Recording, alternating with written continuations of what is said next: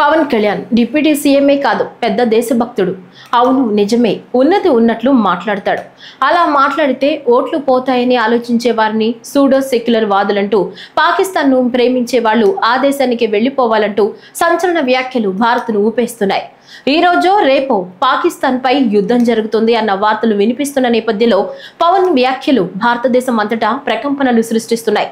నాకు ఓట్లు కాదు, విలువలు ముఖ్యమంటున్న డిప్యూటీ సీఎం పవన్ కళ్యాణ్ పాకిస్తాన్ను, ఆ దేశం నిర్వహిస్తున్న ఉగ్ర దాడులను సమర్థించేలా మాట్లాడిన వారిని ఊచకోత కోశాడు. మంగళగిరి సీకే కన్వెన్షన్ హాల్లో పహల్గాం ఉగ్ర దాడుల్లో చనిపోయిన భారతీయులకు నివాళులర్పించడం కోసం మంగళగిరి సీకే కన్వెన్షన్ హాల్లో ఏర్పాటు చేసిన సభలో జనసేనానితో పాటు జనసేన మంత్రులు, ఎమ్మెల్యేలు, ఎమ్మెల్సీలు, ఎంపీలు, వివిధ కార్పొరేషన్ చైర్మన్లు, డైరెక్టర్స్ పాల్గొన్నారు.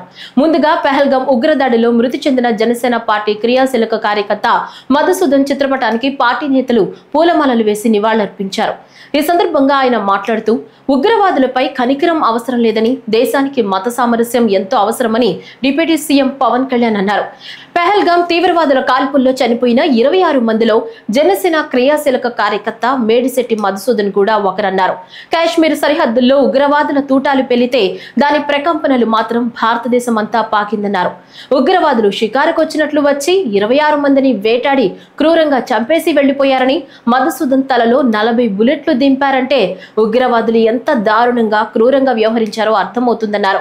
పహల్గాం తీవ్రవాదుల కాల్పుల్లో చనిపోయిన 26 మందిలో మేడిశెట్టి మధుసూదన్ గారు జనసేన క్రియాశీలక సభ్యులు, ఆయన కూడా దీంట్లో బలయ్యారు.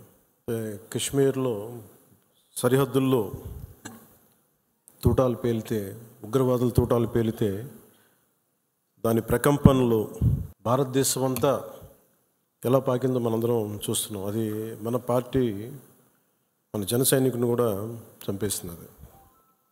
అంటే ఎందుకు మాట్లాడుతున్నానంటే, ఎంత కోల్డ్ బ్లడెడ్తో చంపారంటే మనం ఊహించుకోలేం. అంటే షికారుకు వచ్చినట్టుగా వచ్చి వేటాడి వెళ్ళిపోయారు మనుషుల్ని. మనకి ఏమవ్వదు అని అలా అంటుంటే బూట్ల శబ్దాలు ఆగినాయి. ఆవిడికి తెలిసిందల్లా తుపాకీ శబ్దాలు వినిపించినాయి. కళ్ళు తెరిచి చూస్తే మొత్తం ముఖం మీద మొత్తం రక్తం ఉండిపోయింది, భర్త తాలూకు రక్తం. ఎంత క్రూరంగా చంపారంటే, నేను వైజాగ్ కూడా వెళ్ళాను చంద్రమౌళి గారి ఇంటికి.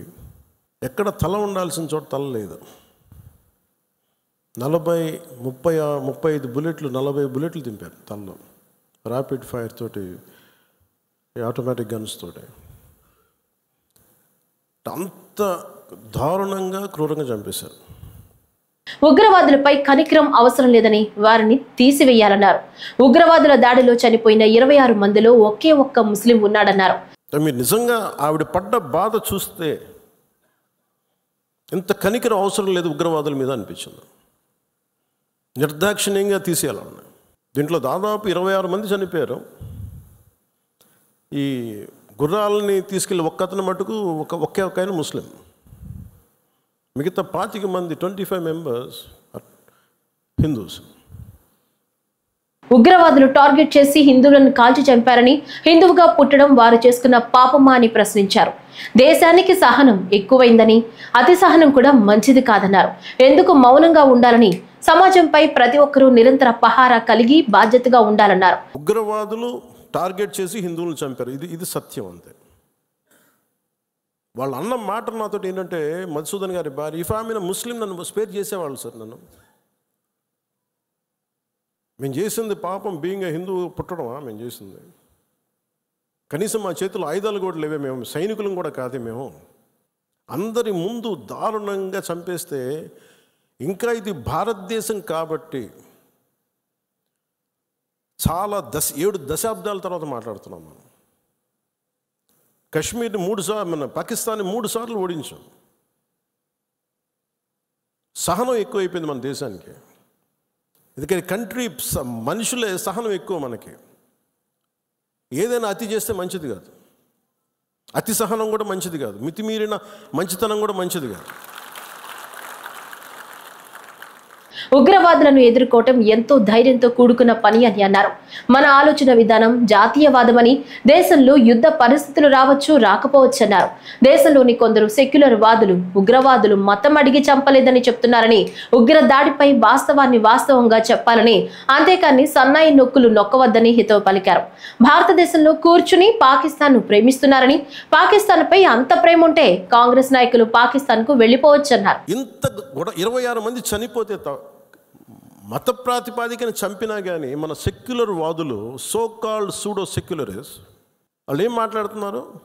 మతం అడిగి చంపలేదంటారు. చనిపోయిన మధుసూదన్ గారి భార్య అందరూ వాళ్ళ అబద్ధాలు చెప్తారు. వాళ్ళు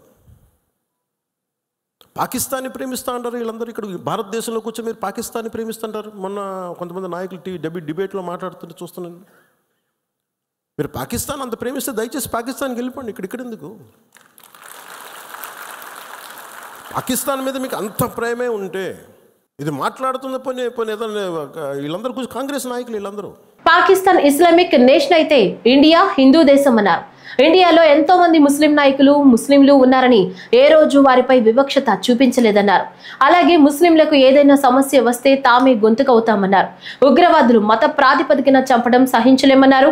ఉగ్రవాదులకు తాను ఒకటే చెప్తున్నారని, ఇది వరకు భారతదేశం కాదని సరికొత్త భారతదేశం అన్నారు. మీ ఇష్టానికి వచ్చి కాల్చివేస్తామంటే చూస్తూ ఊరుకోమన్నారు.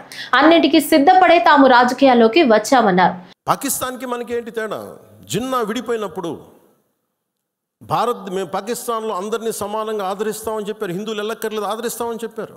2 కోట్ల పైన ఉండే, చాలా కోట్ల ఎక్కువ, అంత జనాభా ఉండే చోట ఈరోజు జస్ట్ పట్టుమని కొన్ని లక్షల్లో ఉంటారు పాకిస్తాన్లో హిందువులు అంతే. బట్ వేరస్ మన దేశంలో పాకిస్తాన్లో ఎంత జనాభా ఉందో ముస్లిం జనాభా అంత జనాభా ఇక్కడ ఉంది. That's what India is. అంటే మనం నిజంగా ఈ సో కాల్డ్ సూడో సెక్యులర్ వాదులు చెప్పిన విధానంగానే అయితే నిజంగా అసలు ఇంతమంది ముస్లిం పాపులేషన్ ఉంటుందా? ఇంత వివక్ష చూపించే దేశం అయితే, హిందువులే నిజంగా వివక్ష చూపించే దేశమే అయితే ఇన్ని లక్షల మంది ఉండగలరా? అసలు ఇన్ని కోట్లాది మంది జనం ఉండగలరా? పాకిస్తాన్లో ఎంత ముస్లిం జనాభా ఉందో భారతదేశం అంతే ముస్లిం జనాభా ఉందో. దాదాపు ఇది వరకు లాంటి భారతదేశం కాదు, ఇది కొత్త భారతదేశం. ఇది ఎందుకంటే మేము చాలాసార్లు విసిగిపోయి ఉన్నాం. మీ ఇష్టానికి వచ్చి కాళ్ళు చంపుతానంటే ప్రాణాలు ఎలాగో పోతాయి మాకు తెలుసు. As well as will fight and let our life go. దాన్ని సిద్ధపడే వచ్చాం రాజకీయాల్లో. ఉగ్రవాదుల దాడుల్లో మృతి చెందిన జనసేన క్రియాశీలక సభ్యుడు మధుసూదన్ కుటుంబానికి తాము అండగా ఉంటామన్నారు. పార్టీ తరపున ఆయన కుటుంబానికి 50 లక్షల రూపాయల ఆర్థిక సహాయం అందజేయనున్నట్లు తెలిపారు. పోయిన ప్రాణాలని మనం ఎలాగ తిరిగి తీసుకురాలేం. పెద్ద ఎర్నింగ్ మెంబరు చనిపోయాడు కుటుంబంలో, మధుసూదన్ గారి కుటుంబంలో. సో మనందరి తరపున, మీ అందరి తరపున, పార్టీ తరపు నుంచి ఆయనకి ఒక 50 లక్షల రూపాయలు ఆయన కుటుంబానికి అందజేస్తున్నారు. ఈ కార్యక్రమంలో మంత్రులు నాదెండ్ల మనోహర్, కందుల దుర్గేష్, ఎమ్మెల్సీలు కొణిదెల నాగబాబు, పిడుగు హరిప్రసాద్, మంగళగిరి నియోజకవర్గ జనసేన పార్టీ ఇన్ఛార్జ్ చిల్లపల్లి శ్రీనివాసరావు, జనసేన నాయకులు జొన్నా రాజేష్, ఎస్ఎన్ఆర్, మధు, సాయి, చిట్టెం అవినాష్ తో పాటు పలువురు ఎంపీలు, ఎమ్మెల్యేలు, ఎమ్మెల్సీలు, కార్పొరేషన్ల చైర్మన్లు, డైరెక్టర్లు, జన సైనికులు, వీర మహిళలు పాల్గొన్నారు.